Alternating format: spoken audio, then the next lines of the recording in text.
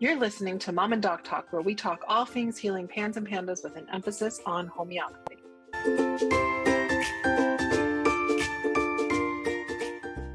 Hi, it's Jody, the mom of the Mom and Doc Talk podcast.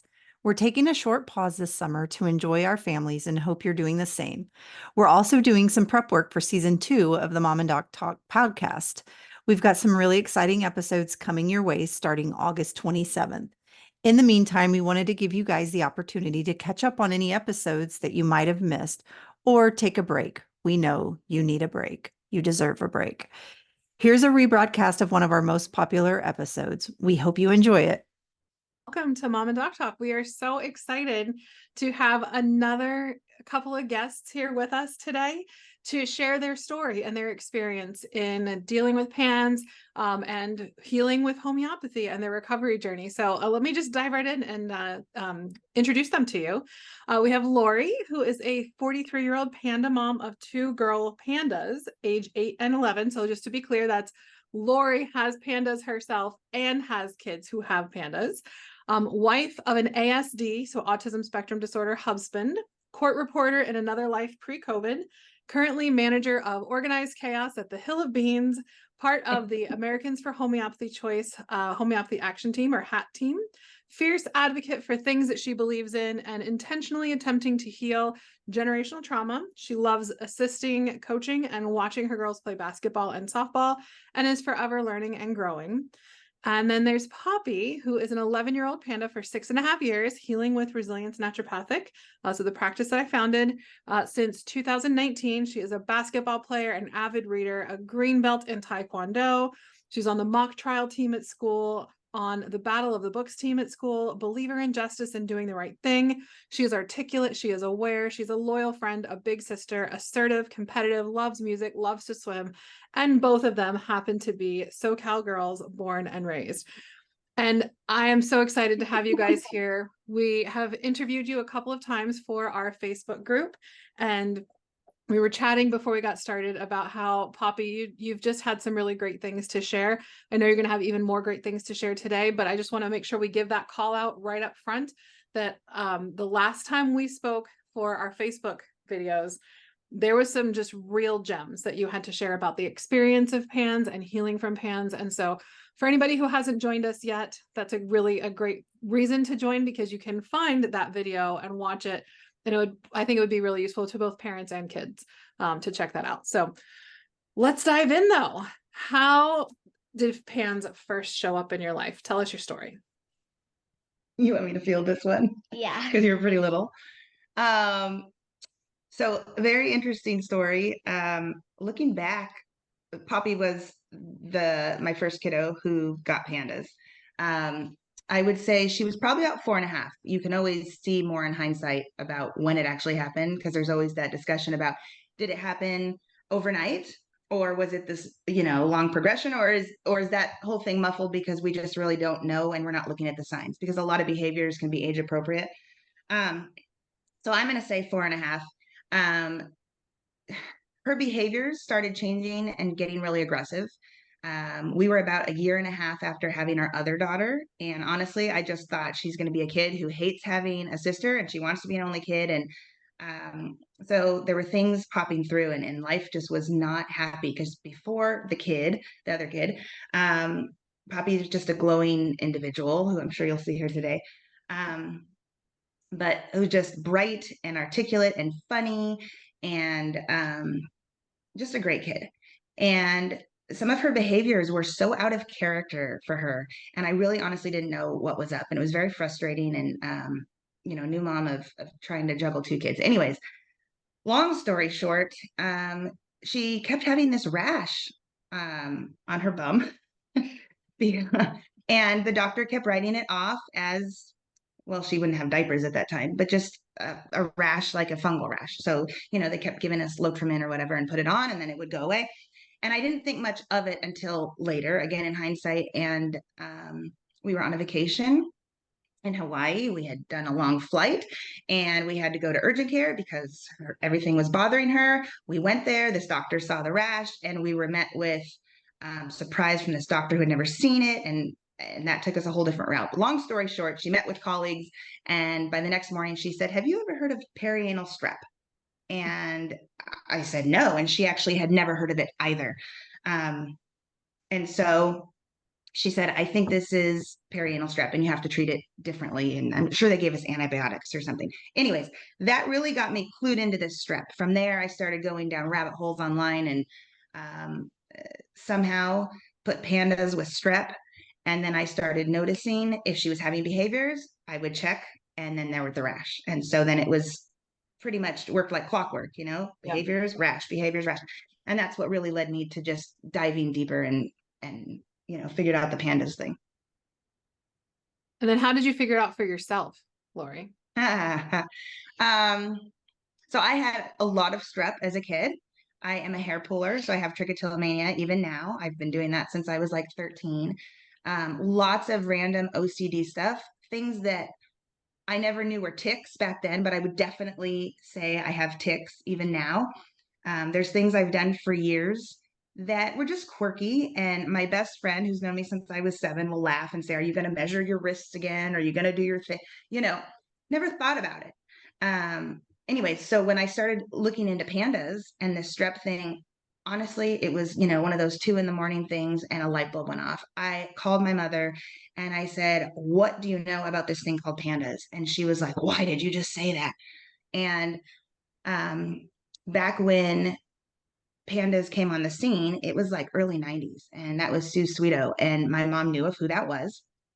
And she said, "Someone mentioned that to me way back then when you started pulling out your hair, but it wasn't really big." And remember, internet had barely just started. We're talking the green screen, you've got mail, AOL, all that kind of stuff. So I remember her being in chat groups back then, but I had never heard of pandas my whole life until Poppy and then me researching for her.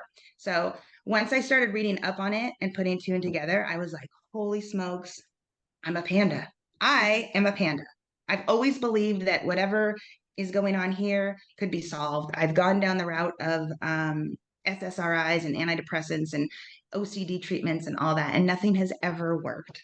And I still fully function, but that has always plagued me forever. So once I put that together, honestly, I believed that there was a higher power putting this in my face for a reason. And here we are today. And I still believe that.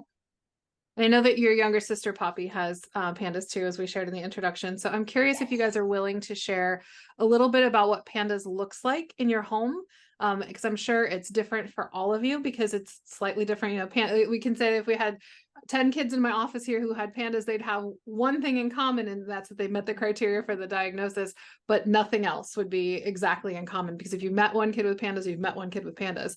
So if you were willing to share a little bit about the different experiences that you guys have had with it, I would love to hear about what pandas has looked like for you guys. Yeah, so it's kind of different for everyone in my family because we all have different symptoms and kind of different forms of it, I guess. So, but it's not really like abnormal because it's just like our normal. Like my mom was really smart and she made this binder with a symptom tracker, which is something you should do. And it has all of our symptoms so she can write it down and take note of when we took our remedy or just take note of when we had a symptom. So it helped her keep track. So that it's like it would be abnormal for someone who wasn't in my family, but it's normal for her to ask us about her symptoms every day after school, or it's normal for her to like write it down all the time. But I feel like we all have kind of different experiences and we all have different symptoms, so I can't really say how it is for them, but it just feels pretty normal for me. Yeah. Would you mind sharing what some of your symptoms are, Poppy? I've gotten past a lot of my old symptoms. The only thing that I really have, well, What have you gotten past? Why don't you start with that? I've gotten when I was younger, I had really bad aggression, like against my sister. Like I would not, okay, I didn't do this like for meanly, like as you know, but I would like pinch her and hit her because that was one of my symptoms. I also got very bad stomach aches, and every day I would call from school and say, "Mom, can you come pick me up from school?" So I got really bad stomach aches, and I honestly don't have stomach aches like at all anymore, and I don't have like aggression out of control like I used to anymore. So those are two of really the bigger symptoms that I've gotten past. Yeah. And you want me to talk about Kobe? Yeah. Yeah. So younger sis, both kids are very different in general personalities, and We have nothing in common, like at all. except that they came from me. Yeah, so even their pandas looks very different. Poppy, more impulsivity, and I laugh because she's like my dry dosing pellet taker. And then you have Kobe, my sensitive soul, and she had we don't call it school refusal, separation anxiety, lots of urinary stuff, all the urinary stuff, whether it was frequency, we couldn't leave the house for a period of time, and accidents.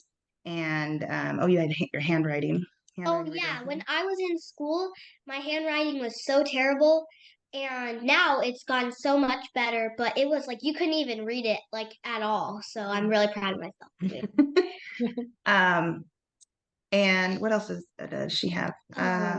She kind of she's scared of a lot of things. Yeah. Like she's scared of the Being dark, alone. being alone. She does a lot of lip picking or skin picking, that kind of thing. She also had perianal rash. That was kind of more like, I don't really do ticks. She's more of kind of like the one with the ticks, I'd say, because she like bites her nails. She like picks, the skin off her lip. You have more OCD kind of. More like I have pretty bad OCD. Like someone sits on my bed, I'm gonna get all tense and nervous, and I'm gonna be like, "Can you please get off my bed?"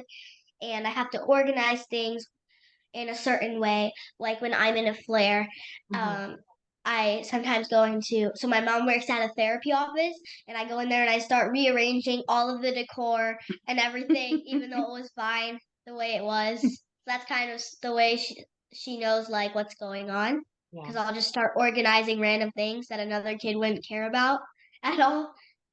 Yeah. Anything else you want to share about your symptoms, Lori? Well, obviously the main one, hair pulling, still doing it. I feel like a lot of that is a learned thing after so many years, 3 decades. It's a hard one.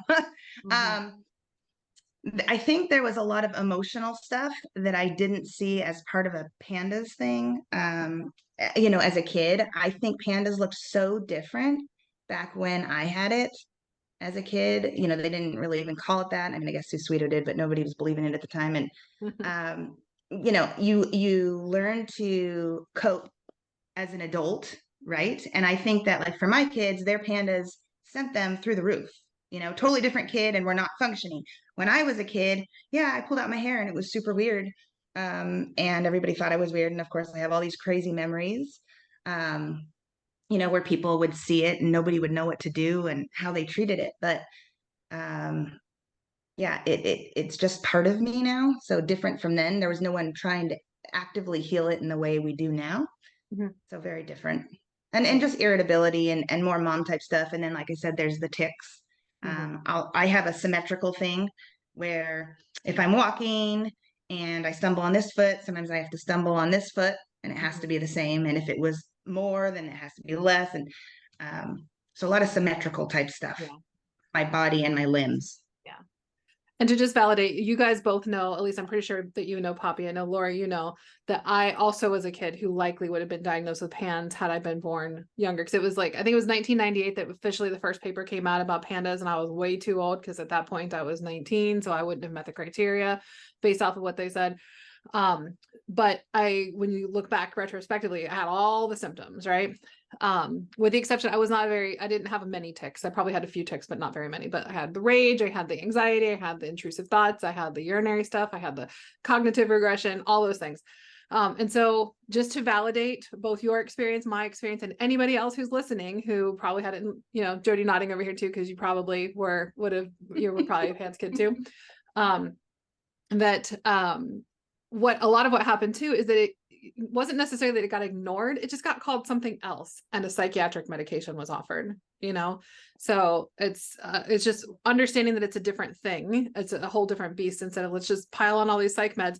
And, all the kids who, you got a psychiatric diagnosis and then had a really negative reaction to the psychiatric medication might have actually been a PANS kid, because PANS kids tend to need a significantly smaller dose of psychiatric medications because they tend to be more sensitive to it, because it's not a psychiatric problem, right? It's an immune problem. Anyway, moving on from there. Poppy, tell us a little bit about how your symptoms impacted you at school. So, like I already said, I had very bad stomach aches, and there was a mom who my mom was friends with, and she was a school aide who basically is in the classroom helping the teacher out. And I had such bad stomach aches, I would curl up into a ball and like start crying. And she'd be rubbing my stomach. And every day I'd go to the nurse and be like, "Can you please come pick me up? Can you please come pick me up?" And for a while, it felt like nothing was helping. Like I tried heating pads, I tried all of this stuff, medicine, but I actually have not had a stomach ache in a long time. So another thing was math was really hard for me because so one day I would be really good at it and I'd be know what was going on. And the next day you could ask me, "What's subtraction?" And I would have no idea what you were talking about. I would forget everything and I would get so frustrated because I'd be frustrated at myself because I felt like I was letting myself down because I felt like I knew I could do better, but like I knew it wasn't really me because I know that I'm better than that. But that was another thing that was hard for me because it just frustrated me because also I'm just like I don't like math anyways, so it was made it a lot more frustrating. And another thing, like I already said, my handwriting, it was so sloppy and it looked like something that a kindergartner could do better than me. But now I think it's way better. So I don't really have any of those symptoms anymore. But it was tough when I was having them because it was affecting me and my mental health. I think the handwriting thing is so interesting because it did not happen to my youngest, and I don't recall it happening to me. But with Poppy, it really stunted those years where I think kids are using their hands a lot and doing what's the motor movement, you know. Manual dexterity. Yes, that kind of stuff. And so like Poppy hated art. Yeah, so after seeing my writing for a while, I felt like it wasn't getting better. Like one time in class, we were trying to do cursive writing. That did not go well at all. Um, but after that, I just was so like frustrated and disappointed that I didn't believe in myself, believe that I could do anything else. So for a long time, I hated art. I wouldn't do it because I thought that I would do bad and it would be like my writing. Like for a long time, I wouldn't even pick up a paper and a pencil and even if like my mom said, "You want a sketch pad for Christmas?" I'd be like, no way, don't even buy me like that. Yeah. But Very negative reaction to those type of things. I still struggle with it a little bit because I always want it to be like perfect and I don't want any pencil lines to show. But I'm working on it. It's hard because I always wanted everything to be so perfect. I don't want to mess up, but I'm trying to learn that it's not about like being perfect. Like that's literally not what art is. It's supposed to be like free, but I feel like maybe I'm just not an art person in general. Yeah. You know, it's interesting you guys bring that up because I never put two and two together, but I had a similar thing. I hated art and like through elementary school, and then something shifted and I actually became one of the better artists in my class, like in my school. And I had like a lot of things that were hung up and, you know, on display around the school too. So that's an interesting thing. I hadn't even really thought about that. That's awesome. I want to do that. Yeah. I'd also kind of made its way into more than just art, like, so I just think about all the things that younger sister's in. She is the person that has all the recyclables and can make anything out of anything, that's who she is. And she loves to sew, and Poppy wouldn't do any of that stuff at the time. It's just I weird. wasn't really at the time a creative person. Like if I would not do arts and crafts, any form of like art because I had to use my hands. And I kind of didn't trust my hands because I felt like they kind of let me down. Yeah. But I didn't realize that because I was younger, but I didn't realize that was actually my brain. Like my hands are fine. But I was pretty like young, like first, second grade. So that's probably why I didn't realize it at the Do time. you remember when COVID had just started and we were at home and a friend dropped off that little rubber band loom or something? Yes. So and then you said, I don't know if you remember, but we were a little bit into homeopathy. It had been a couple months. We were home with COVID, which was insane. And this My friend drops friend, off this she little brought thing. me this little, like, the rubber bands to make bracelets, and then this little loom where you like put them together. And yeah, and so Poppy decided to do it that day. And I'll never forget because I was bawling. And she said, "Oh my God, I never thought I'd be able to do this." And that was one of our huge hallelujah moments with homeopathy. It was pretty fairly, well, early on, honestly. It was really Maybe awesome. 6 months in. And she was able to do that. And she enjoyed it. And so Yeah. she did that for a little bit of time. It was a big deal. Awesome. I thought it was cool, and I'm gonna try to take those opportunities more because I look back and I'm be like, wow, there's so many times I could have done art with like my sister because she loves art, and I hated it, and I wouldn't like draw with her. She'd be like, "Will you draw with me?" And I'll be like, "No way." So now I'm gonna try to say yes more often and do it, so I can kind of make up for the times that I didn't do it. Yeah. That's sweet. What about your friendships? How did PANS and your symptoms impact your friendships that you had? That's a good question. So I would say it didn't really impact my friendships outside of school because they understood because I could like explain it to them because they're like friends outside of school. But it impacted my friendships inside of school because I was young. I was like in first grade and I didn't know how to explain it to them and I probably wasn't going to. And so there would be one side of me, which is probably why they'd be friends with me, right? Like the side that everyone likes to have their friends. And I would turn into this like whole different person. Like I'd be aggressive or I'd be like all nervous. And I think it kind of freaked them out a little bit because they started to not hang out with me anymore. I think they thought that was a little weird.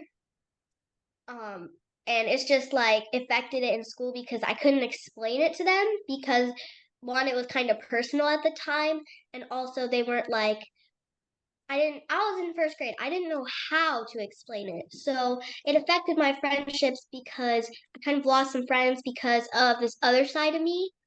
And I didn't know how to explain it. So I kind of lost some friends because I couldn't they thought I was weird or something. I don't know. It sounds like you were really aware of what was happening, even if you didn't know how to explain it. Like you were aware of the way it was affecting you at school. You were aware of how it was affecting your friends. And it sounds like you had some hits to your confidence, maybe. Yeah, so I wouldn't say I was aware as I was now. I was like a little bit because my mom explained it to me, but I was so confused. I was like, what is going on? Why are they not hanging out with me? But if I look at it from my perspective, my 11-year-old perspective, and not my 7-year-old perspective, I can kind of see why they would be kind of like frightened or like confused. Yeah. Um, So in the moment, but you didn't have like the same awareness that you have right now. no, I was very young and we just started, so I kind of didn't understand what was going on and I was just confused, like kind of startled. I was like, "Oh my gosh, what is happening?"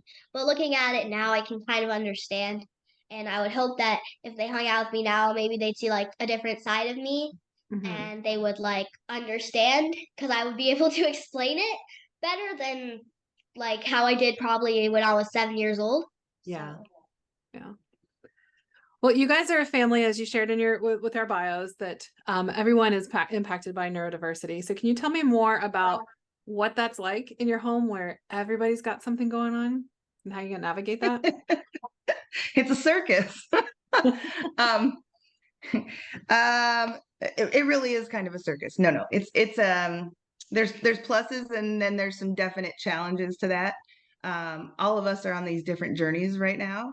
Homeopathy has allowed us the opportunity to dive into ourselves more and probably be more aware than any human ever would be on their own Like without we're it. tracking random things that people probably wouldn't even think about. I think about families who maybe have just a kid that has pandas and how different it would be because at our house we all have something. But I think the beauty of all of us having something is we've learned so much empathy about We each also other. like understand each other. Yeah. Because if let's say it was just like my younger sister, we would be kind of confused and we probably wouldn't know how to help them or my sister because we wouldn't be in their like shoes.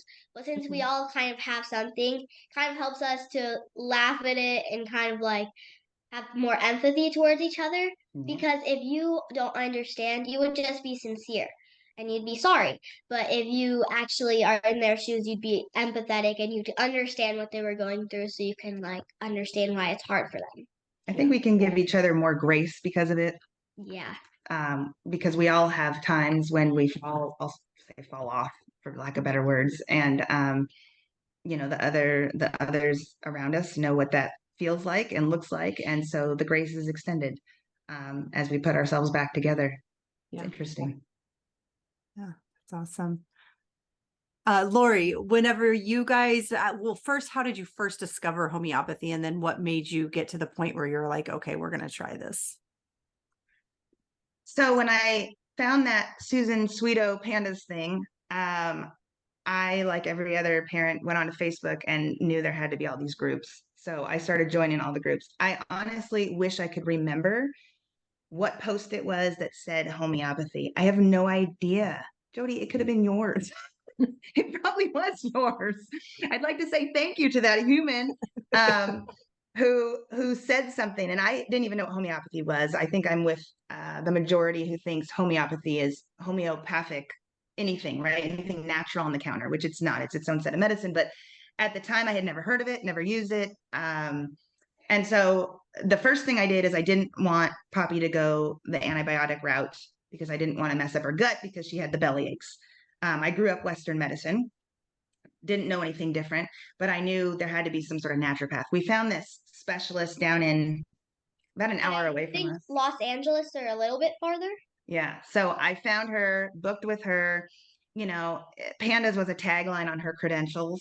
She wasn't a specialist. I wouldn't call her specialist by any means. She had heard of it. Therefore, that made her specialist. We went down there, walked out $4,000 later with 8 million tests. How was that day for you?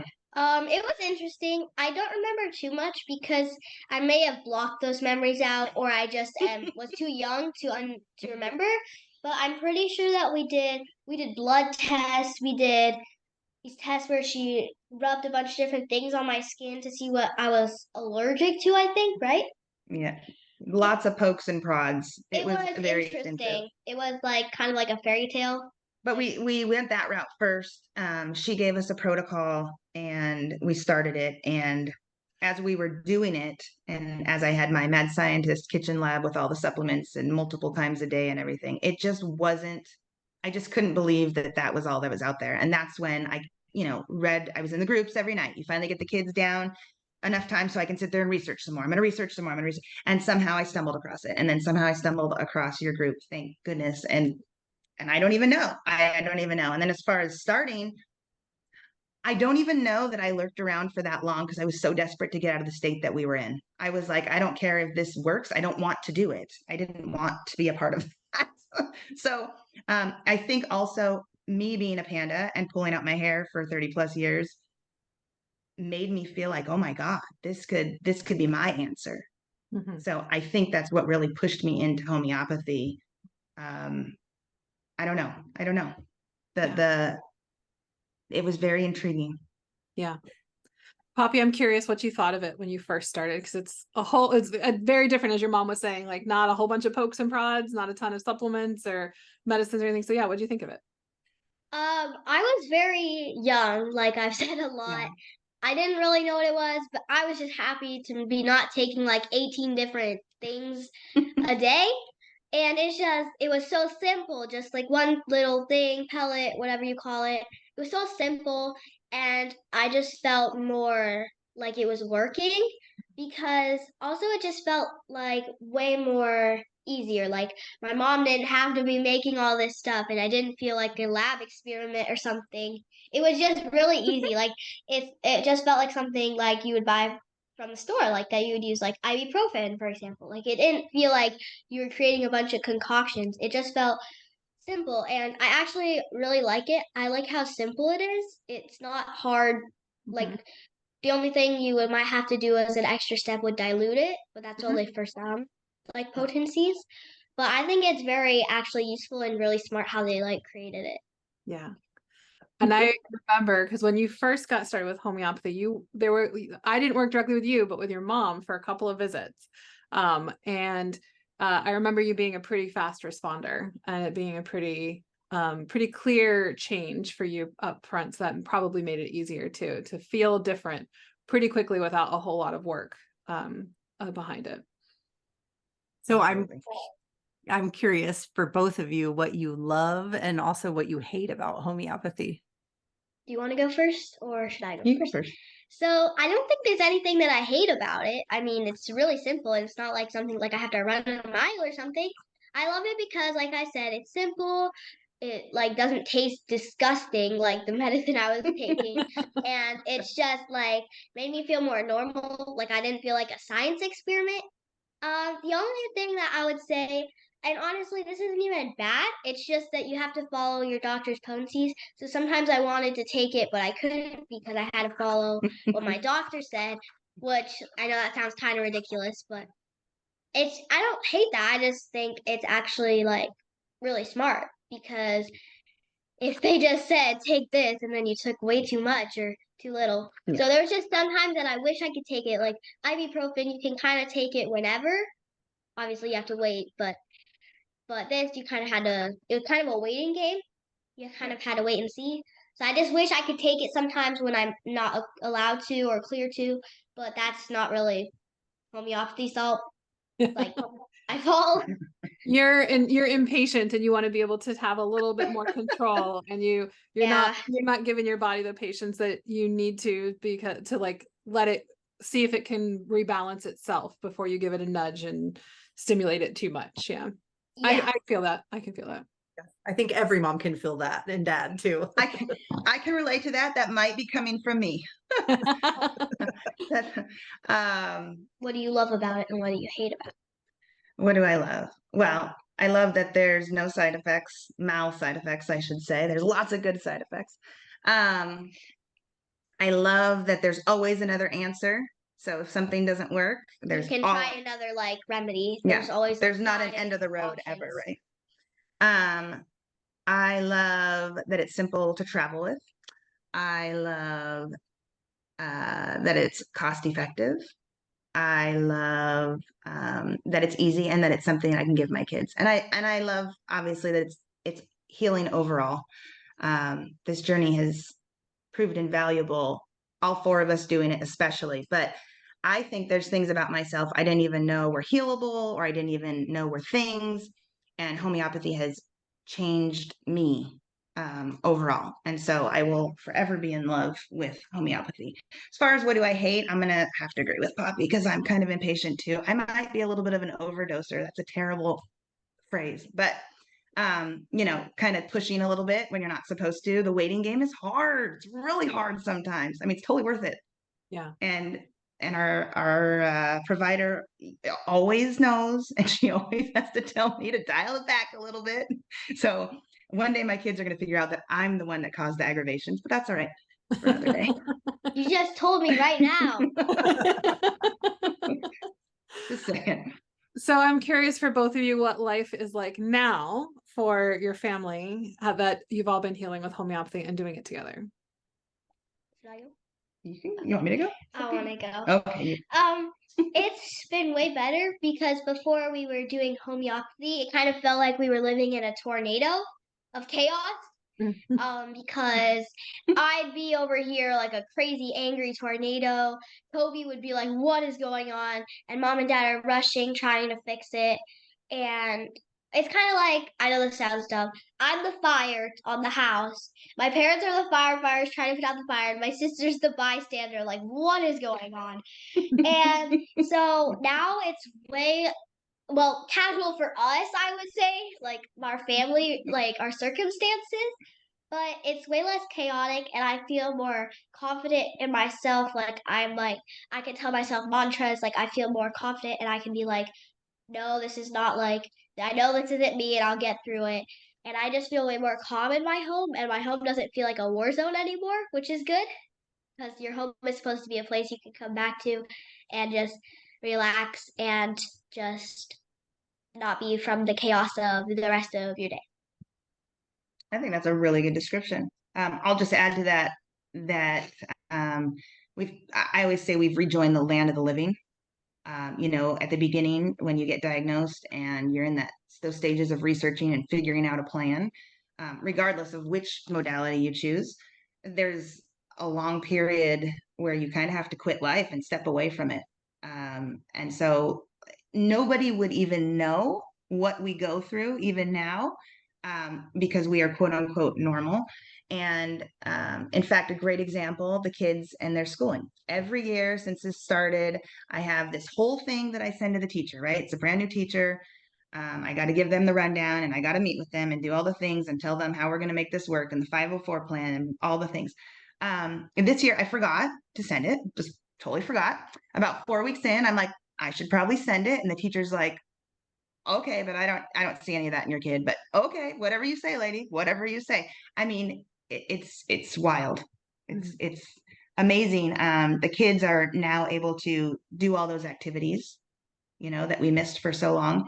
Birthdays, we can do milestones. We're in the middle of holiday season right now. I used to dread this time of year for so many reasons, so much STEM and stuff like that. And we also, homeopathy has allowed us, when we talked about learning about ourselves, craft our lives in such a way that works for us. And so not only have we had the ability to change all that and do what we need to do, but we can go out and do all those fun activities we want to. Can I add on to that? Sure. So, like she just said, when we were first starting, we kind of were on lockdown, kind of like COVID. We had to miss a lot of opportunities, like fun family things that we could have done, like go out to see family in another state or like a different place far away, or just even go to a birthday party. And we had to miss out on so many different opportunities because we were kind of being held back. We had to slow down. Yeah. And now we get to do these things as a family. Like my school just had movie night. And we've actually went as a family. Like we didn't have to say no because when we first started, we kind of had to say no to a lot. Like I had to, like, when I was in a bad state or one of my family members, I had to say no to friends coming over a lot because my family wasn't like in a good space. So now we kind of get more opportunities since we're kind of more healed. So we get more opportunities to do things that we kind of missed out on when we were first starting. I will never forget the first time that you shared in the Facebook group a big victory when you guys went on a road trip to Lake Tahoe. I will never forget that because it was such a huge victory for you guys because Lori, you have been the mama who gives the best advice where you help people reframe like this you don't have to try and be all of the things that you think. Like this is the time to like cut down and like just simplify. I feel like that if we were to title this episode, that would be like the theme of it is simple and simplification, right? And so you guys you like shrunk your lives down to be just the things that you needed. You changed your expectations. And so it was such a big deal because you got your hopes up and you like expanded your expectations and you took this leap to take 4 people with neurodivergence and inflammatory immune conditions on a long road trip to Lake Tahoe. And you did it. And it was successful. And like, I remember very clearly seeing that picture and like just the excitement on everybody's face. And it was just, it's burned in my brain. We hadn't taken a trip in like forever. Yeah. So it may have been partially because we got to get out of the car, or we were just happy because we were there, or all of those things that you said. And it's so great that we don't have to really plan our lives around pandas as much. Like we can just be normal, like family, like no one's normal, but like kind of have a normal schedule, and we don't have to plan our lives around what might happen. We can plan, and now we've kind of got more go with the flow because we know, oh, we might have to cancel. Oh, we might have to not do this. And so we've kind of gotten better at that and not letting our expectations be this high and then they get this low because we had something going on. But I think that our expectations have been raised a lot since we first started because we've done a lot of fun things. Yeah. That trip was a big deal. That's funny that you mentioned that. There was a lot of things we overcame on that trip. Yeah. A lot. Did it? Yeah. Lori, you guys recently had a pretty significant speed bump in your healing journey and discovered mold in your home. How did that impact you guys in all of your recovery? Oh, that dreaded M word. So interestingly enough, this was not the first time we found mold in the house. I thought after the first time we were good. And so initially, a couple of years back, we found it in the mattresses, believe it or not. It was spring cleaning. I think it was during COVID.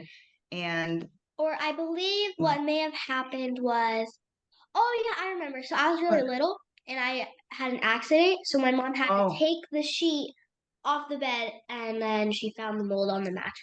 And I'd been sleeping on a moldy mattress, which is really disgusting, but that's okay. Which is really super weird because I swear we're not dirty people and they were fairly new mattresses. But what was interesting enough is there was mold in every single mattress in the house, in different rooms of the house, in the old 1951 part of the house, in the new part of the house, the slab, crawl space, like it was bizarre. Anyways, I have a feeling it happened with the covers we used, but whatever. So that was the first time we found mold, and it was jarring. I just remember bawling, equally.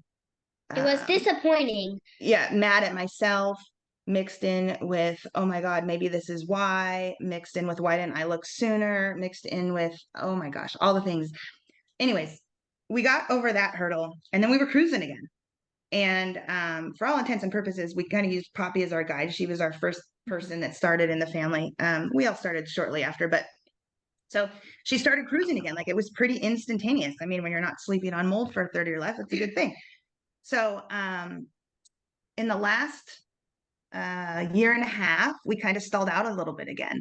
And we're still good. We're still totally doing all the activities and stuff. So by anyone's accounts, you know, we're doing all the normal things.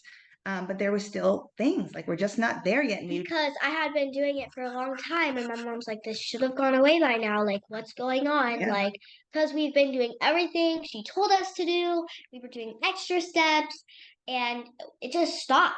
Like we were stuck at a stop sign for like a year or something. And after a while, my mom was like, maybe we should check for mold because this is kind of getting ridiculous. Like we should have moved up a little bit up to the next step. So that's when she decided to check, and of course there was mold. Of course.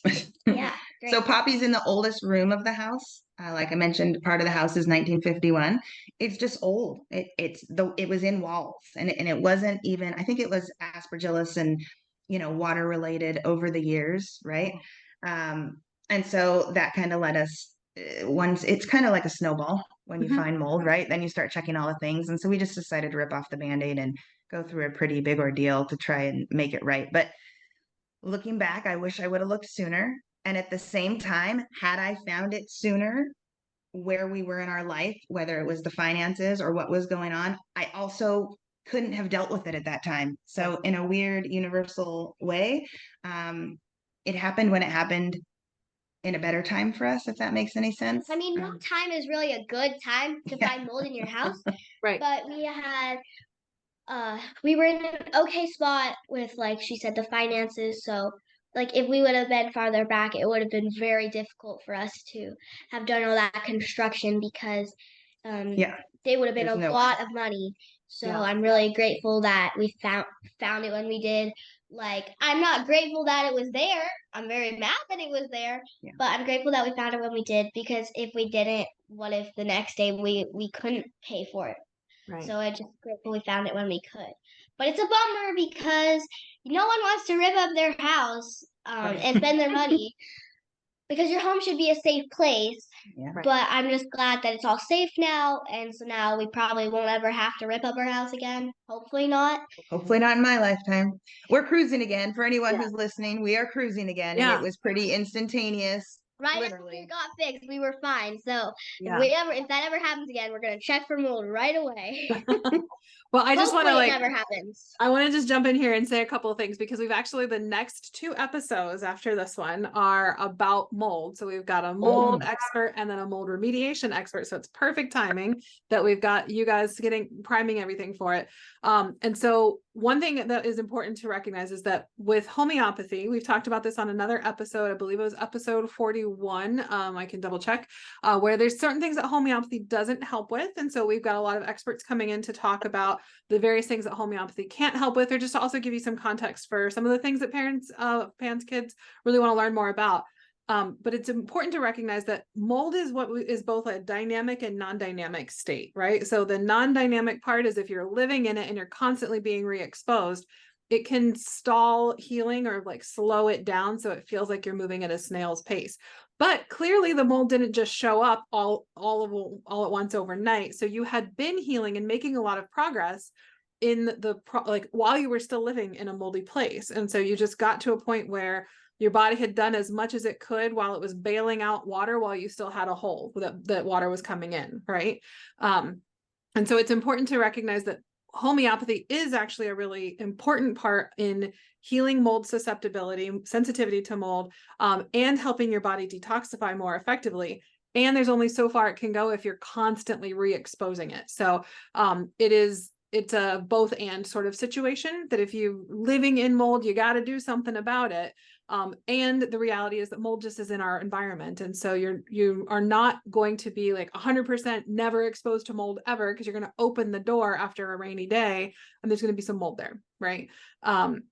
But we don't want to be sleeping on top of it or like with it surrounding us, so that we've got time to have some more opportunity for our brains to heal and detox and our bodies to detox. So for anybody who might be on their healing journey with homeopathy, if you've been doing well and then reached a sticking point, mold could be an obstacle that needs to be addressed. That's just, like I said, filling up the boat with, it's a hole in the boat while you're trying to bail things out, and you can reach a point where your body's done what it can do while it's still being exposed. So I think we're a good example of that.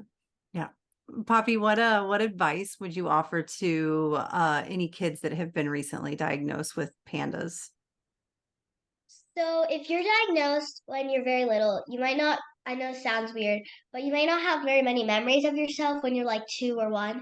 But if you're diagnosed at like me at my age, like 4.5, where I can remember my childhood, younger age, it's not you.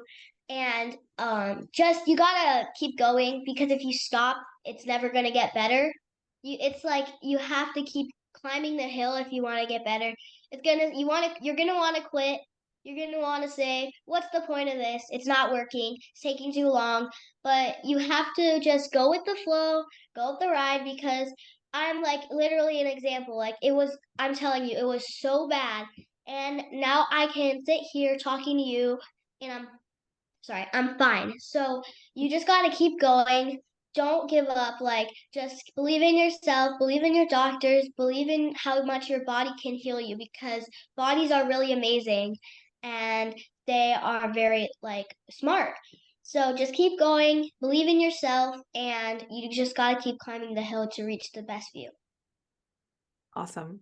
What would you tell parents about what it's like to have PANS? It's probably really hard. You kind of have to talk to your kid to know what they need. Some kids want attention, like they want you to hug them if they feel bad. Some kids don't. You kind of have to figure out what they want.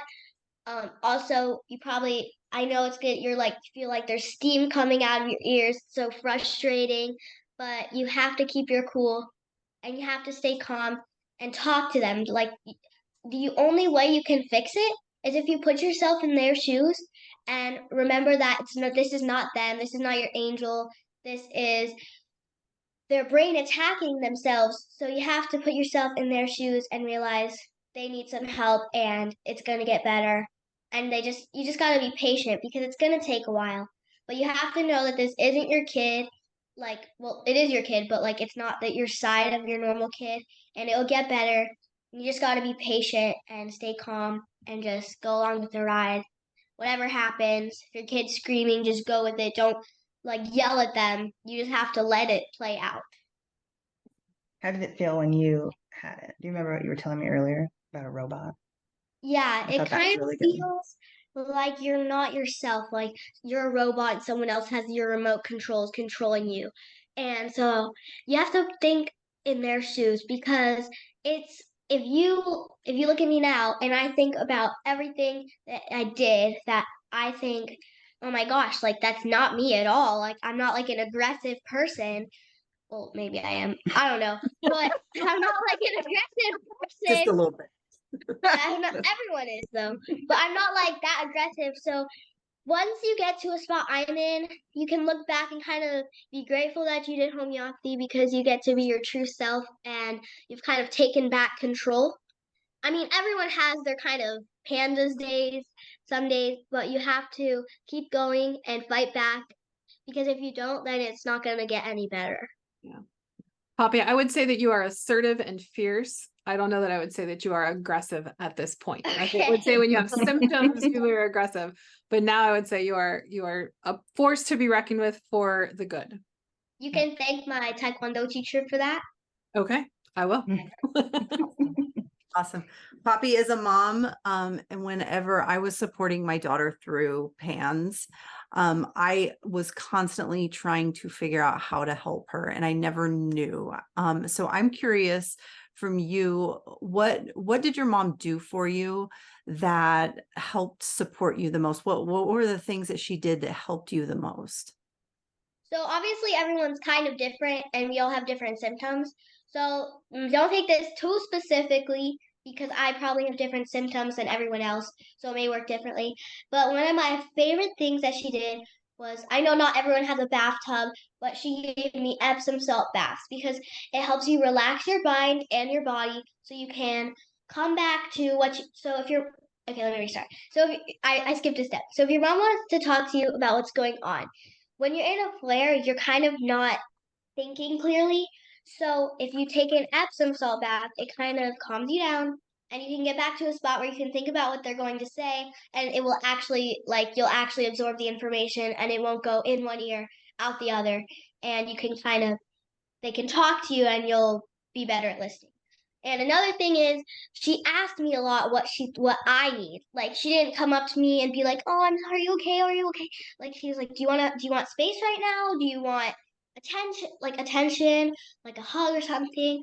So I think that's one of the best things you can do. You have to know what they want because if you think you're helping, but if they actually don't like it, it's not really helping. You just have to kind of talk to your kid and ask them and get to know them and what they like, and also just find ways for them to be calm.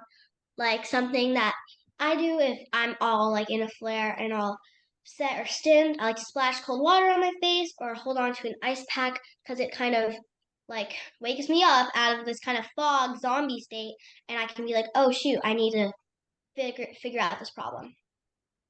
You know, I think that's really great advice, Poppy, period, right? Whether somebody has PANS or not, that we can't meet them with what we want. We have to meet them with what they want. And so it's even more true when you're working with somebody who is, not feeling like themselves because they're in this inflamed state, in this flare state. So, but I think we should all take that for our kids and for our spouses and for our parents and everybody. We need to meet people when they're in distress with what they want that would help calm them down. Yeah, that's great. Lori, oh, go ahead. Lori, you always have such great advice for the moms in our Facebook group. How have you really been able to stay so positive and supportive of others in the face of so many challenges in your own personal life? Yeah. Come on. That's my mom right there. Oh, I thought you were going to tell them that I don't do that at home. No, what? Proud of you. Yeah, thank you. That was nice. How do I do it? Part of staying positive for other people, I think, is actually cathartic for me and part healing for me. So I've always been a person that likes to be a helper, just in general. So I think focusing not too much on us, because as pandas, moms and dads and caregivers, we can do that 24/7 if we want, and it can consume you. So looking to help someone else has actually helped me in return. So I think that's one way. I think the other things, the same way that a homeopath has to look at trends over time to figure out what kind of remedies and where to go next. I've had to learn to do that as well as a parent, is step back and embrace all the little victories along the way, the little things. I think especially early on in the journey, people get so focused on these 3 symptoms need to go away and this isn't happening. And so therefore it's not working and this is not a success and I'm mad. And the reality is, we don't get to choose the order in which things go away. And so if you take that, I think you wrote something about the forest or the trees and being up here and seeing, and it makes such a difference. And learning that has helped me with my perspective. And really celebrating all those small things along the way. They are big deals. All the little things are big deals. You know, maybe your kid took one bite today. That's huge. Fantastic. That's something they couldn't do before. Maybe they wore socks today. That's also very huge. You know, maybe you made it through the night and they didn't go potty. Fantastic. Whatever it is, right? It's all those things along the way. And it's a lot of mind shifts in this thing, in this journey, that can be applied to life, really. Like I said, homeopathy, I think, has changed my outlook as a mom, as a human, so much from when we first started. Yeah. Just, And also, I feel like another reason why she has like great advice is because she's been through it.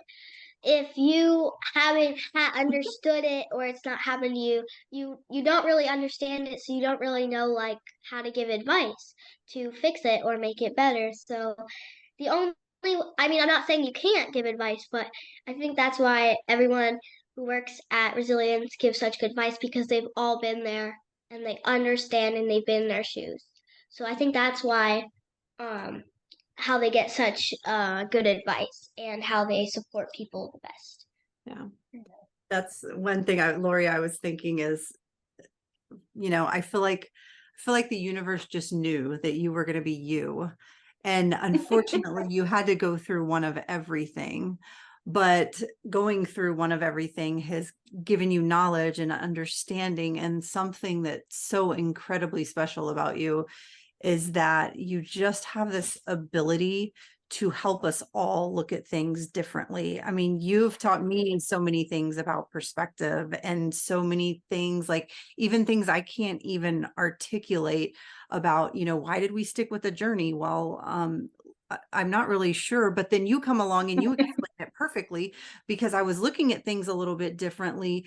But I wish that we could just give everyone a therapeutic dose of Lori, because you just have a brighter, more positive way of looking at things and explaining to things. I feel like you're such a gift to our community, and helping us moms understand things that are in there, but we don't quite get, or we can't quite articulate.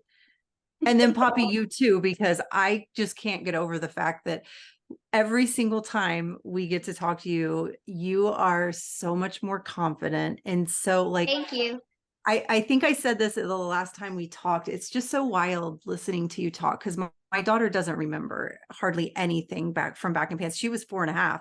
And for some reason, her brain just doesn't remember it, whatever reason that is. But listening to you is like listening to her story. And to me, that's such a gift. It's such a gift to so many families that are hear the podcast. So we just absolutely love you guys both, and are so thankful that you're always willing to come and share your stories and your joy and your happiness and your enthusiasm about homeopathy. It's such a gift.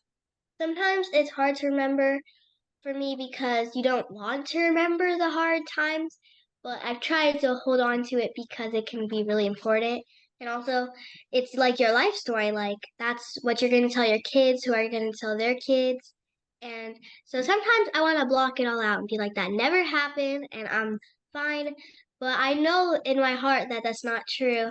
And it's just who I am, who I'm going to be. And like, that's just it. Like, it's just something that happened in the past, and you can't change what happened. So you just have to like look at it from a different perspective, because I'm like way older now, so I actually understand.